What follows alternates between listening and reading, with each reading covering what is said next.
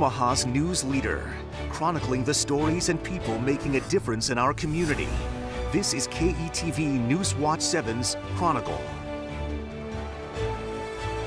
Good morning, I'm Bill Shammer. Thanks for joining us today on Chronicle. This week, we're telling you what you need to know before severe weather strikes and how to keep you and your family safe when it does.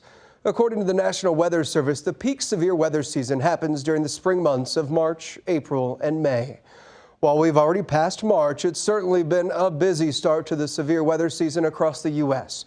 On March 25th, dozens were killed in Mississippi after a large tornado slammed the area, leaving a wide trail of destruction across the state. In the town of Rolling Fork, more than 250 homes were destroyed. The following week, more storms, this time across the country.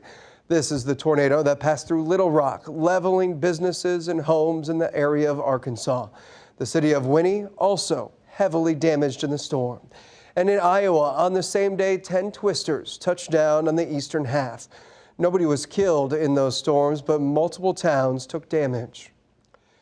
This March marked a year since a storm spawned tornadoes in Iowa that killed 7 people.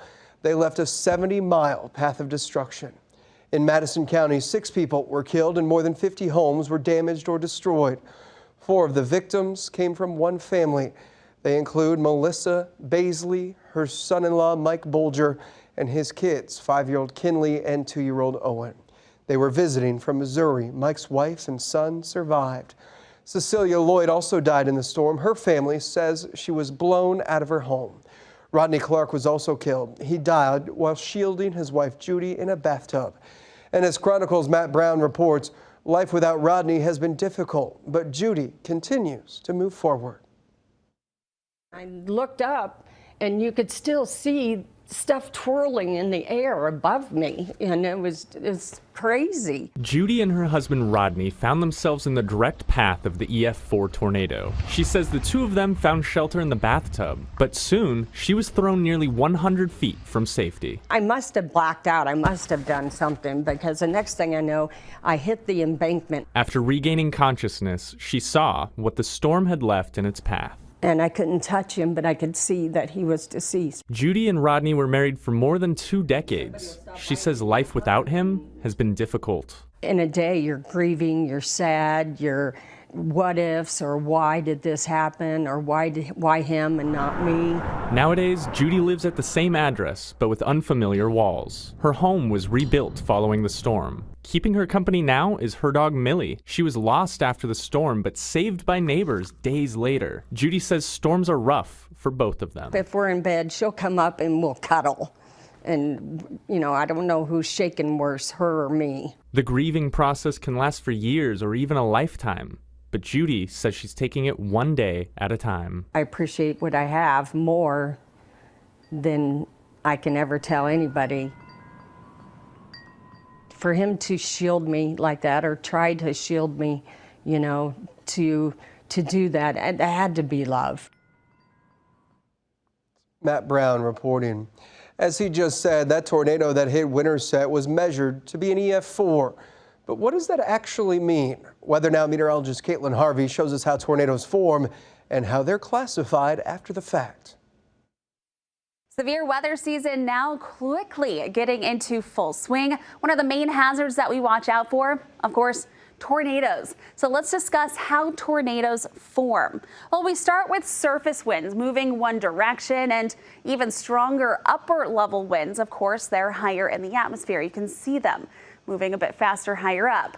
With the difference in these two, I would say, speeds of the winds, we sometimes start to see a rotating column of air. Notice that this is horizontal out along the surface as well as those higher elevations. So not seeing that so far as a tornado threat. But with our thunderstorms, especially stronger thunderstorms, we typically get updrafts. These updrafts start to lift that rotating column of air and sometimes rotate the column of air entirely. Still not quite a tornado, however. As we continue to see this rotation, we'll get what was called a wall cloud. Wall clouds typically lead to funnel clouds, where it starts to reach closer to the surface, Funnel clouds, of course, this would prompt a tornado warning, but though still not technically a tornado, not a tornado until it reaches the ground. And that's where we do start to see some of its destruction, unfortunately. Now, we do have different types and different scales and classifications here for tornadoes. And called the Enhanced Fujita Scale, weak damage with an EF0. These are typically most common, seeing generally damage minor with mile per hour is about 65 to 85. Then we move up to moderate damage with an EF1, 86 to 110 mile per hour winds. Intense damage, which is where we start to see homes begin to be damaged with an EF2, 111 to 135. Severe damage, and this is where we start to see these a little bit more rare, EF3, 4, and 5, with EF5 tornadoes causing catastrophic damage with 200 mile per hour winds plus. Caitlin, thank you. So once one of those storms does form, how do you know if they could pose a threat to you or your home? There are a number of ways to make sure you are weather aware. KETV Weather Now meteorologist Sean Everson is here to tell us the best ways to get the heads up when severe storms are in the forecast. Well, so far in this early spring season, the Omaha Metro has avoided severe storms. That hasn't been the case, though, in portions of Iowa, along with other parts of the Midwest and South. The severe weather outbreak March 31st into April 1st alone produced more than 100 tornadoes. Now, as we enter the prime of severe weather season, it's a good idea to review your plan to receive alerts and warnings. The outdoor sirens are meant to be heard outside only, so you need to have another method to get notified. The NOAA All Hazards Weather Radio is one of the best options. They can be programmed for your specific county that you live in and can alert you to incoming storms even in the middle of the night. It's always a good idea to have the KETV mobile app downloaded as well, where storm alerts get sent right to your phone. And many smartphones have built-in wireless emergency alerts too.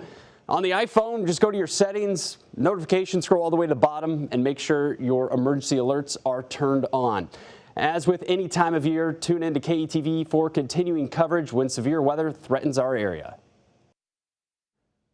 Sean, thank you. When we talk about taking shelter from severe weather, we often talk about getting to a basement or an interior room of your home, apartment, or business. But what should you do if you get caught without access to any of those? Weather Now meteorologist Anthony Copeland is here to tell us. Well, throughout Severe Weather Awareness Week, we talked about identifying your safe place at your home or place where you work to keep yourself protected if a tornado warning is issued. But what about if you're traveling? One of the safest things you can do is find a nearby sturdy building like a fuel station, gas station, or a rest stop that has the proper protection to keep yourself protected from those higher wind speeds and also flying debris. But what about if you're in a more rural location somewhere in central Nebraska? And one of the things you should do is stay inside your vehicle. At this point, you should crouch below your windows and keep yourself protected. A helmet, coat, or any type of jacket, wrap that around your head to keep yourself protected from flying debris. One of the things you should not do is try to outrun a tornado. The path of a tornado could be very erratic and unpredictable and very unsafe.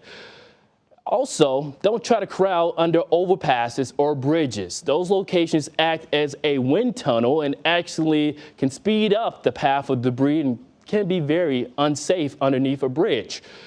Only leave your car if you can just get to a safe location significantly lower than a road to keep yourself protected from flying debris. Back to you. Anthony, thank you. A common sight in schools as the weather gets warmer, tornado preparedness drills in classrooms around the metro and across the state. Chronicle's Sean McKinnon shows us how Papillion students took time to make sure they are prepared this year. Emergency sirens sound across the metro Wednesday, a test giving young Nebraskans a chance to practice for the worst. Good morning, Patriot students and staff. This is your principal, Mr. Hildebrand. Matt Hildebrand is the principal at Patriot Elementary in Papillion. As we know, severe weather can strike at any time. We want to make sure that our kids know and our staff is prepared. He's about to lead his school of 400 students and staff of 50 to safety. It is a shelter drill for us, and as you know, in an emergency, we take action. We will shelter, evacuate to your shelter area. Shelter, evacuate to your shelter area. With alert eyes and listening ears, Okay, you can head on in quietly to Dr. Hildebrand's office.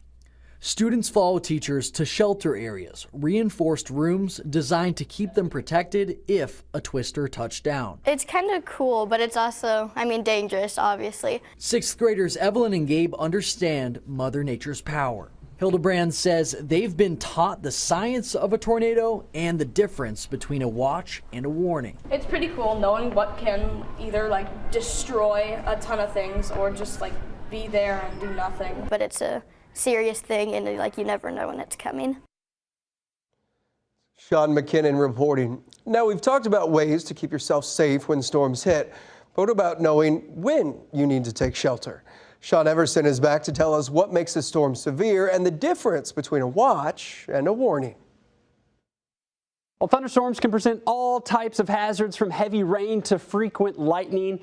But that doesn't necessarily mean it's a severe thunderstorm. There's 3 criteria. We just have to hit one in a storm for it to be considered severe. Wind, well, if we have gusts 58 miles per hour or greater, that is severe.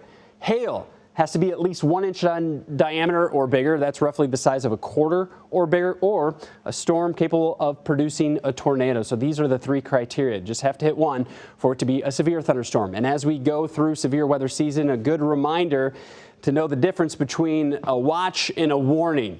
When watches are issued, that means conditions are favorable later in the day for severe weather to occur. They usually are issued for a bigger area, usually several hours long. That's the time to pay attention to the forecast and have a plan in place in case severe weather threatens your home later on in the day. Now, a warning is issued when life-threatening weather is happening or could be happening within a matter of minutes, usually based on storm spotters information or on radar. That is your time to take action. Another way to remember the difference between a watch or a warning, well, let's talk about cupcakes. Well, when you make a cupcake, you have all these different ingredients. When we have severe weather, we have different ingredients: lift, instability, shear. That could be our flour or sugar, the butter. You look at that, we don't have a cupcake, but the ingredients are there. They're just not mixed together. Well, later part of the day, we get the heating of the day. Those ingredients come together. For us, well, we mix them all together, put it in the oven, boom, we got ourselves a cupcake, or in some cases, a tornado.